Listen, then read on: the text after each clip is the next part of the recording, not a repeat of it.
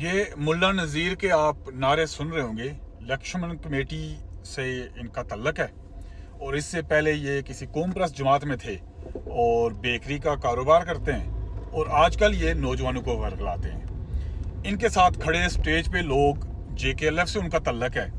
اور جیسا کہ جو لوگ اس لکشمن کی کمیٹی کے خلاف بولتے ہیں، بات کرتے ہیں یا لکھتے ہیں، ان سب کا ایک ہی اعتراض ہے کہ لکشمن کی کمیٹی قوم پرستوں کا ایک گروہ ہے اور ایک ایسا گروہ ہے کہ جو پاکستان مخالف ہے، جو پاکستان کی سیکورٹی ادارہ کے مخالف ہے اور جو کہیں نہ کہیں بیرونی فنڈنگ پہ کام کر رہا ہوتا ہے، جن کی زیادہ تر رہنمائی یو کے یو ایس اے میں بیٹھے شوکت کشمیری جیسے لوگ جو کہ سراسر بھارت سے رہنمائی لیتے ہیں اور وہ ان کی رہنمائی کر رہے ہوتے ہیں. اب بات اگر کی جائے آج کے ان کے تصادم کی، جو کہ پونڈیلا کے مقام پہ احمد صغیر پونڈیلا کے سب ڈویژن کا افتتاح کرنے جا رہے ہیں اور ان کے راستے میں خلل ڈال کے یہ لوگ نعرے بازی کر رہے ہیں کہ حکمرانوں سن لو ہم تمہاری موت ہیں، اور نوجوان بھی اس نعرے کا جواب دے رہے ہیں.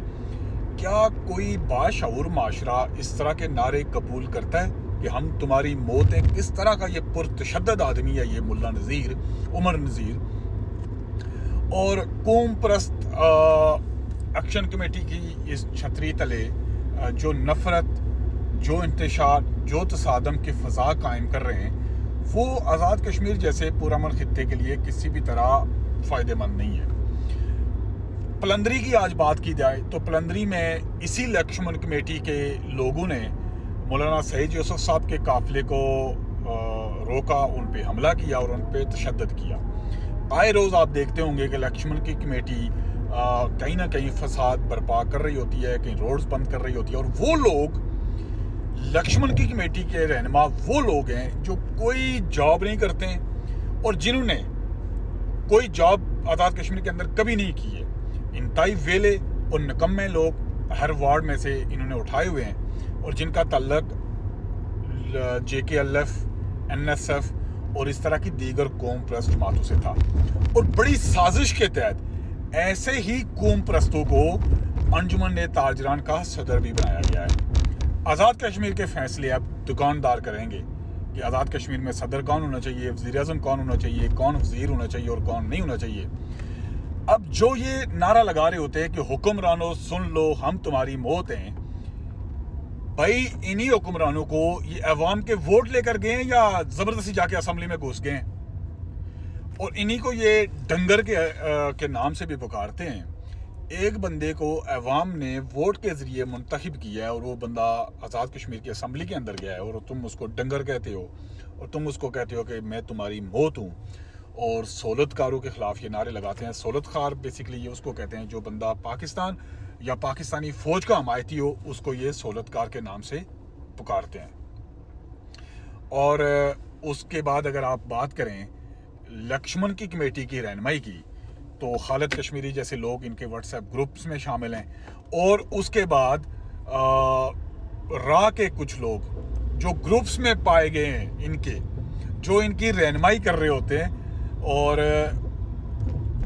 پھر یہ لوگ کہتے ہیں کہ نہیں جی ہماری تو بیرونی کوئی فنڈنگ نہیں ہے، ہم تو حقوق کی بات کرتے ہیں. تم حقوق کی بات کرتے ہو تو تم یہ بات کیسے کر سکتے ہو کہ یہ ملک ہمارا ہے اور ہم ہی اس کے بات کریں گے؟ کیا فیصل ممتاز راٹھور کراچی سے آیا ہے؟ کیا احمد صغیر کہیں پشاور سے آیا ہوا ہے؟ اور تم ایسی کون سی چیز آزاد کشمیر میں پیدا کرتے ہو کہ تمہیں لگتا ہے کہ وہ چیز تمہارے حکمران سستی بیچ کے تمہارے خلاف کوئی سازش کر رہے ہیں یا تمہارے ساتھ ناانصافی کر رہے ہیں؟ آزاد کشمیر میں کون سی ایسی چیز پیدا ہو رہی ہے کہ جو تمہیں لگتا ہے کہ وہ چیز سستے داموں پنجاب میں جا رہی ہے، سندھ میں جا رہی ہے، کے پی کے میں جا رہی ہے، اور تم یہ کہو کہ یار یہ تو میرے ساتھ بہت بڑی زیادتی ہو رہی ہے؟ تم ایک ڈیم بنا کر آزاد کشمیر اور پاکستان کے سیکیورٹی اداروں کو بلیک میل کر رہے ہو، اور وہ ڈیم جس پہ کہ انویسٹمنٹ کی گئی ہے، جن لوگوں کی زمینیں نیچے آئی ان کو اس کے بدلے زمین دی گئی، ان کو یو کے کی نیشنلٹی دی گئی، ان کو پیسے دیے گئے. اور تم جس پانی کی بات تم کرتے ہو، نہ تو وہ تم نے کوئی پیدا کیا ہے وہ پانی کوئی فارمولا تیار کر کے.